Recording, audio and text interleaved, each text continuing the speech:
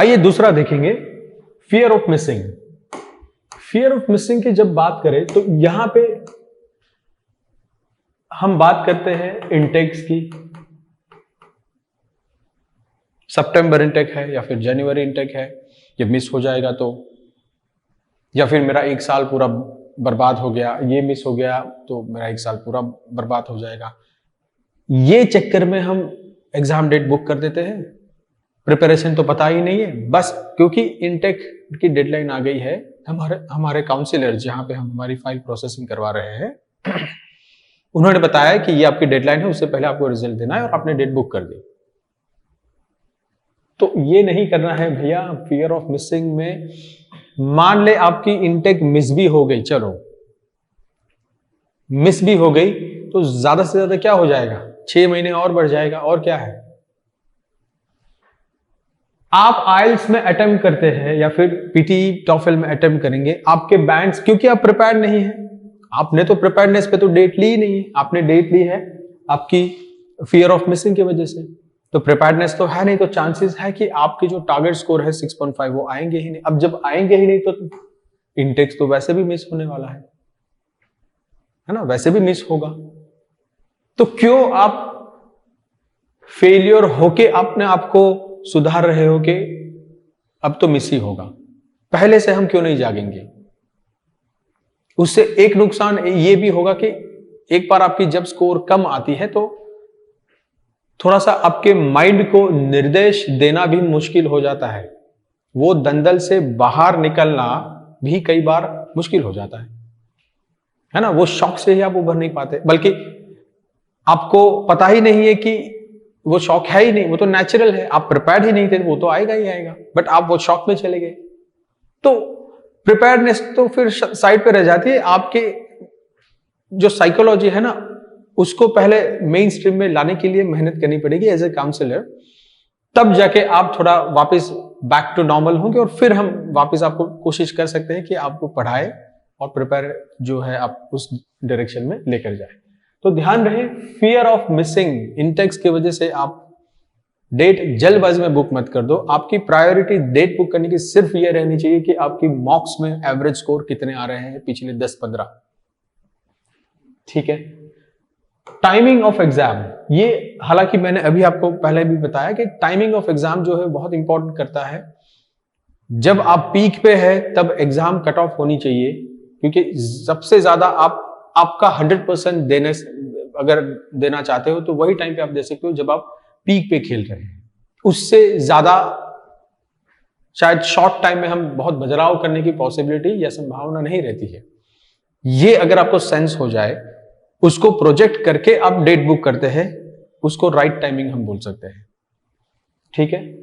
और ये भी तो टाइमिंग में ही आएगा कि जल्दबाजी में आप डेट बुक कर रहे हैं, that is also wrong timing. तो too less time, too long time, दोनों ही नुकसान करता है। ये डिपेंड करेगा आपकी एक तो करंट लेवल पे और आपका टारगेट स्कोर क्या है, ये दोनों के बीच में जितना ज्यादा डिफरेंस है उतना ज्यादा टाइम आपका लेगा, ठीक है।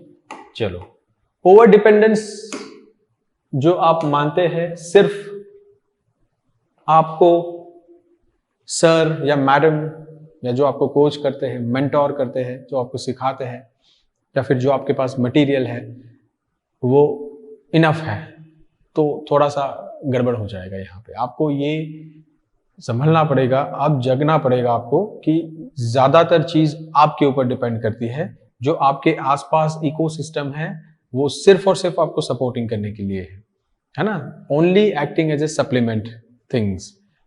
ये ओवर डिपेंडेंस आमतौर पे बहुत जगह देखा गया है, बहुत बच्चों के साथ देखा गया है। इसकी एक कारण ये भी है कि ये बहुत बच्चे इन चीजों को बहुत कैजुअल ले लेते हैं, इन सारी एग्जाम को ज्यादा इंपॉर्टेंस नहीं देते, या फिर ओवर कॉन्फिडेंट कभी कभी हो जाते हैं। इंग्लिश मीडियम में पढ़े हैं तो यार क्या है, कोई इश्यू नहीं, हो जाएगा, और पहली बार अटेम्प्ट करते हैं और बैंड्स नहीं आते हैं, अब वो शॉक में चले जाते हैं। ऐसा नहीं करना है। सबसे पहले तो हमें ये कैजुअल अप्रोच से बाहर निकलना है, ठीक है। ये न सिर्फ इंग्लिश एग्जाम है जो आपने स्कूल या पॉसिबली कॉलेज में दी होगी CS के अंदर, मगर ये इंटरनेशनल लेवल की एग्जाम है जो शायद आप पहली बार फेस कर रहे हैं, जहां पे कुछ अलग पैमाने पे आपका परीक्षण हो रहा है। ये पैमाने कौन से हैं, पहले तो ये सीखना पड़ेगा आपको। इसकी प्रिपरेशन की जो अप्रोच है वो थोड़ी सी अलग रखनी पड़ेगी कंपेयर टू दी अप्रोच जो आपने कॉलेज या स्कूल में की है अपने अंग्रेजी सब्जेक्ट को अच्छा करने के लिए। जब तक आप इन चीजों को समझेंगे नहीं, आप ट्रेडिशनल वे से बाहर ही नहीं निकल पाएंगे। और ज्यादातर बच्चे फिर पहले अटेम्प्ट में स्कोर नहीं कर पाते और फिर चले जाते हैं डिप्रेशन में। डिप्रेशन के शिकार देखे हैं हमने बहुत सारे बच्चों, पहले अटेम्प्ट में जब नहीं आते तब 2-4 अटेम्प्ट के बाद भी नहीं आते। बहुत ही डिफिकल्ट होता है इन बच्चों के साथ फिर डील करना। उनके पेरेंट्स, कभी कभी उनके पेरेंट्स भी डिप्रेशन में चले जाते हैं। हम पूरे कभी कभी घर का काउंसलिंग करते हैं एक साथ, बच्चों का, दादा दादी, पेरेंट्स, सबका एक साथ काउंसलिंग कर, सब लोग की अपनी अपनी परेशानियां हैं। कभी कभी आइल्स में रिजल्ट अच्छा नहीं आने की वजह नॉन एकेडमिक भी है। ये जानने के लिए हम बहुत सारी क्वेश्चनर करते हैं और पूरे घर की करते हैं ताकि ये समझ में आ जाए कि इसका कारण क्या हो सकता है। ठीक है, तो मैं कैजुअलनेस से थोड़ा बाहर निकलने के लिए बात कर रहा हूं बच्चों को। थोड़े से आपके कंफर्ट जोन से बाहर निकले और थोड़ा सा अलर्ट हो जाइए ज्यादा, और सिस्टमैटिक वे में आप अप्रोच कीजिए। थोड़ा सा साइंटिफिक डेवलपमेंट पे भरोसा रखिए, डेटा पे भरोसा रखिए। डेटा के ऊपर आप डिसीजन लेके आगे आने वाले टाइम में आपको कब डेट बुक करनी है। आगे देखेंगे exam day mindset. Exam day mindset is nothing but psychological preparation. Pressure के अंदर कोई कैसे परफॉर्म कर सकता है, कितने इंटेंसिटी से परफॉर्म कर सकता है, कितना अवेयर रह के परफॉर्म कर सकता है, कितना कॉन्शियस रह के परफॉर्म कर सकता है, यही है प्रेशर के अंदर परफॉर्म करना। इसके लिए बहुत सारी ट्रेनिंग्स जो अपर मिडिल क्लास या मिडिल क्लास लोग आज भारत में है वो लेते हैं, या फिर बहुत प्रख्यात या प्रसिद्ध एक्टर है, एक्ट्रेस है, या फिर उनके क्षेत्र में चाहे स्पोर्ट्स पर्सन हो, आज इन सारे लोगों को प्रेशर में कैसे परफॉर्म करना है इस चीज की सेपरेट ट्रेनिंग दी जा रही है। और क्योंकि अभी ये चीज अब जाके भारत में या चाहे पूरे दुनिया में फेमस हुई है, बट मैं मानता हूं आने वाले 4-5 साल में मेंटल हेल्थ के ऊपर बहुत सारी डिस्कशन होने वाली है। बहुत सारे, मुझे लगता है कि कोर्सेज भी, छोटे छोटे कोर्सेज भी आएंगे कॉलेजेस लेकर, क्योंकि मेंटल हेल्थ ये बहुत बड़ा इश्यू है। आधे से ज्यादा आबादी की ये क्वेश्चन मार्क है और हम कोई उस पर गौर ही नहीं कर रहे। आपकी मेंटल स्टेट क्या है ये डिसाइड करेगा कि एग्जाम दिन पे, दशहरा के दिन घोड़ा दौड़ेगा कि नहीं दौड़ेगा। आपकी माइंडसेट बहुत इंपॉर्टेंट है। इसकी जो प्रोग्रामिंग है वो पहले से अगर हम कर देते हैं, जो हम आमतौर पे कुछ बच्चों के साथ करते हैं जिनका हम काउंसलिंग करके थोड़ा सा अंदाजा आता है कि ये कहीं ना कहीं क्राइसिस से जा रहा है। और आपकी एज में क्राइसिस आने ये नेचुरल बात है, कोई उतना तनाव लेने की बात नहीं। बस उनको एक मेंटर या कोच या गुरु ऐसा चाहिए जो उनको बिठाकर उनकी बातें पहले तो सुने, है ना। एक अच्छा काउंसलर वो होता है जो सबसे अच्छा लिसनर हो। जो बच्चा तनाव में है, जो बच्चा थोड़े से प्रॉब्लमेटिक क्राइसिस से गुजर रहा है, उसकी बात हमने 1 घंटे बैठ के सुन ली तो उसका दिमाग तो वैसे ही हल्का हो गया, आधे से ऊपर तो हल्का वहीं पे हो गया। तो क्या है, कभी कभी जो आपकी प्रॉब्लम है ये टेक्निकल प्रॉब्लम नहीं होती है, ये साइकोलॉजिकल प्रॉब्लम होती है। उससे डील करना है, उसको अनबर्डन करनी है ना, उसको विश्वास दिलाना है। ये सारी चीजें मोटिवेशन बाहर से है मगर इंस्पिरेशन अंदर से होनी चाहिए। बहुत इंपॉर्टेंट करता है कि एग्जाम दिन आपका माइंडसेट कैसा है। ऑक्सीजन का फ्लो, अगर टिश्यूज और फिलोसॉफिकल लेवल पे बात करें तो आपके ब्रेन को सबसे ज्यादा ऑक्सीजन की जरूरत होती है, और ब्रेन ही एक ऐसी चीज है टेंजिबल कि जो आपके सारे तंत्र को चलाने वाली है ना। आमतौर पे प्रेशर में जब आप चले जाते हो, जब आप ब्लैकआउट में चले जाते हो, तो आपकी ब्रेन की कंडीशनिंग भी ऑलमोस्ट बहुत ही कम हो जाती है। आपको शायद ऐसा लगेगा कि आप सांस भी नहीं ले रहे, है ना। तो वैसे भी आप ऑक्सीजन की जो फ्लो है बहुत कम हम पहुंचाते हैं नॉर्मल जब ब्रीदिंग लेते हैं। प्रेशर में तो आप कम ब्रीदिंग लेते हैं, उससे भी कम ऑक्सीजन आप भेज नहीं रहे, आप रिकॉलिंग कर ही नहीं पाएंगे। तो इसकी कुछ कंडीशनिंग होती है, माइंड कंडीशनिंग होती है, जहां पे आपको थॉट्स सीक्वेंस सिखाया जाता है, जिसके आधार पे हम थोड़ा सा एक्सपेक्ट कर सकते हैं कि एग्जाम डे के जब आपका एग्जाम है उस दिन आप यही सीक्वेंस, यही थॉट प्रोसेसिंग से अपीयर करेंगे, चाहे एक दिन पहले या एक दिन या 2 दिन पहले क्या हादसा आपके साथ हो गया है, मगर एग्जाम दिन ये कंडीशनिंग रहेगी आपकी माइंड की, पॉसिबिलिटी है आप अच्छा परफॉर्म कर पाएंगे, एटलीस्ट ड्रैग आउट नहीं होंगे।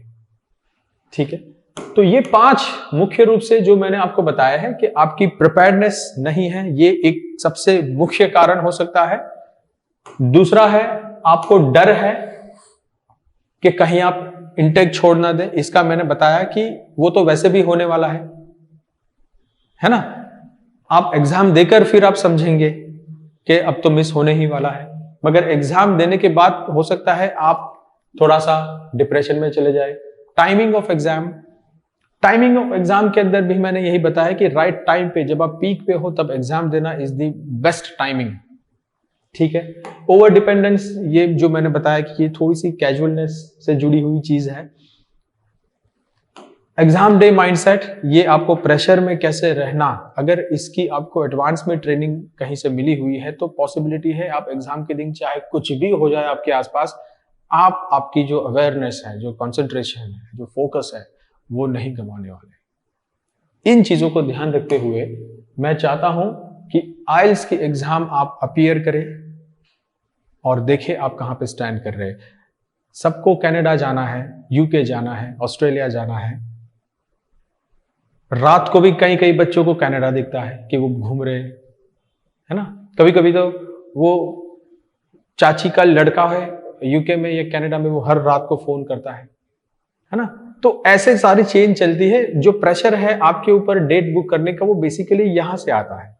बट हमें ये कॉन्शियस होकर सोचना है कि यार हमारी प्रिपेयर्डनेस कितनी है। जल्दबाजी नहीं करनी है भैया। 18, 19, 20, 25 साल आप भारत में रहे हैं, 6 महीने और रह जाएंगे तो क्या हो जाएगा बताइए। आपको पता नहीं इतनी जल्दी क्यों होती है उड़ने की। आपको कभी कभी ऐसे होता है ना, साल में या महीने में, हर महीने एक बार आपको ऐसा लगता है आज तो कर ही देना है ना। आपको लगता है कि टेरेस पे ही हेलीकॉप्टर है, आज तो आज ही मैं कैसे भी करके चला जाऊंगा। इतना इम्पेशेंस नहीं होना है, थोड़ा सा कॉन्शियस हो। थोड़ी सी स्ट्रैटेजी आपको इस हिसाब से बनाइए, बातचीत करें लोगों से जो इस क्षेत्र के एक्सपर्ट है, उनसे बातचीत करें, थोड़ा सा काउंसलिंग ले, थोड़ी सी अपनी बात आपके सामने रखें और देखिए किस तरह से सॉल्यूशन आ सकता है। Thank you very much. This is Gaurav here from DC. Once again thank you very much.